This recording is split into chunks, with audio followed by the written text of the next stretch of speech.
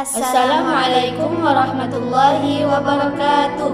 Perkenalkan, nama saya Arni Rizkina dengan NIM 2042302113. Saya Khalifatul Ambiya Rashidah dengan NIM 2042302114. Kami dari kelas 2H Pendidikan Guru Madrasah Ibtidaiyah Fakultas Tarbiyah dan Keguruan. Di sini kami akan memaparkan jawaban UAS Psikologi Pendidikan yang diampu oleh Ibu DRA Saidah MPD. Belajar. Pengertian belajar. Belajar merupakan suatu proses atau upaya yang dilakukan oleh setiap individu untuk mendapatkan perubahan tingkah laku, baik dalam bentuk pengetahuan, keterampilan, juga sikap dan nilai positif sebagai suatu pengalaman dari berbagai materi yang telah dipelajari. Selain itu, definisi belajar juga dapat diartikan sebagai segala aktivitas psikis yang kemudian dilakukan oleh setiap individu, sehingga tingkah lakunya berbeda antara sebelum dan sesudah belajar. Selanjutnya, aktivitas belajar. Pertama, aktivitas mendengarkan. 2, aktivitas memandang. 3, aktivitas menulis atau mencatat. 4, aktivitas membuat ikhtisar atau ringkasan. 5, aktivitas berpikir. 6, aktivitas latihan. Selanjutnya soal nomor 2, apa yang dimaksud dengan motivasi belajar dan bagaimana cara guru meningkatkan motivasi belajar peserta didik. Motivasi belajar artinya dorongan dari diri siswa untuk mencapai tujuan belajar, misalnya pemahaman materi atau pengembangan belajar. Dengan adanya motivasi, siswa akan senantiasa semangat untuk terus belajar tanpa ada paksaan dari pihak manapun. Dan adapun cara guru meningkatkan motivasi belajar peserta didik bisa menggunakan strategi.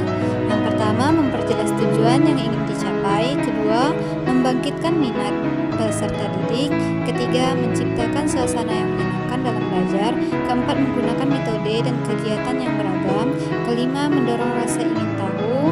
Keenam, memberikan penghargaan atas usaha yang telah dilakukan siswa. Ketujuh, peduli dengan siswa.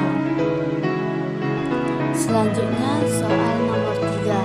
Mengapa kesuksesan atau kegagalan belajar disebabkan faktor internal dan faktor eksternal? Kesuksesan dan kegagalan belajar disebabkan oleh kombinasi faktor internal dan faktor eksternal. Faktor internal termasuk motivasi, kemampuan dan kemauan individu, serta sifat-sifat seperti kesungguhan, usaha keras, dan kemampuan berinovasi. Faktor eksternal meliputi dukungan dari orang-orang sekitar, lingkungan sosial, dan kesulitan tugas yang dihadapi. Kesuksesan dan kegagalan belajar dapat dipengaruhi oleh interaksi antara faktor internal dan eksternal.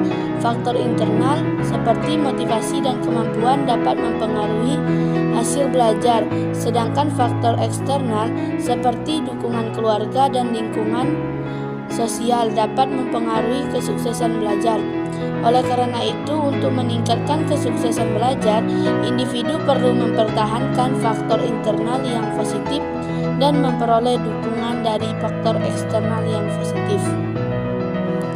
Lanjut soal nomor 4, yaitu apa saja teori-teori belajar. Berikan satu contoh teori belajar.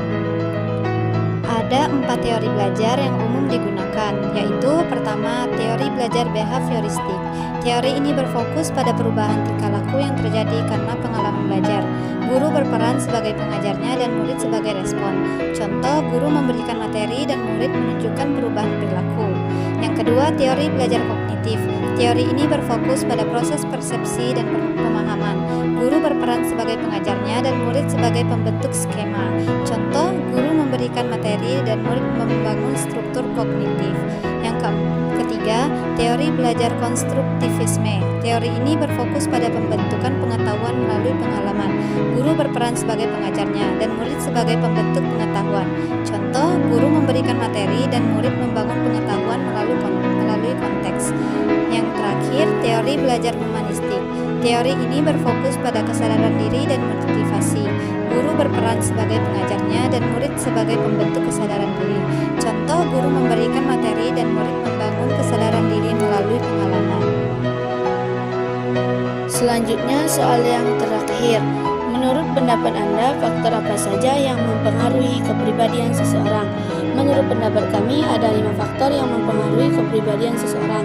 1. Faktor biologis, meliputi perawakan fisik, daya tarik wajah, jenis kelamin, temperamen, komposisi otot dan refleks, tingkat energi, dan otak juga menjadi faktor yang mempengaruhi kepribadian seseorang. 2. Faktor budaya, yaitu tempat di mana kita dibesarkan, kondisi awal, norma-norma yang berlaku dalam keluarga, teman dan kelompok sosial, dan pengalaman akan berdampak pada kita. 3. Faktor keluarga. Keluarga memiliki peran penting dalam pengembangan kepribadian awal. Orang tua memainkan peran yang sangat penting dalam proses identifikasi yang penting bagi perkembangan awal seseorang. 4. Faktor sosial. Sosialisasi meliputkan proses di mana seseorang memperoleh berbagai potensi perilaku yang pada akhirnya diserap. Sosialisasi dimulai dengan kontak awal antara seorang ibu dan bayinya yang baru lahir. 5. Faktor situasi. Situasi lingkungan memiliki efek yang cukup kuat. Pengetahuan, keterampilan, dan bahasa yang diperoleh dapat memodifikasi perilaku. Baiklah, itulah yang dapat kami sampaikan. Semoga bermanfaat bagi semua. Wassalamualaikum warahmatullahi wabarakatuh.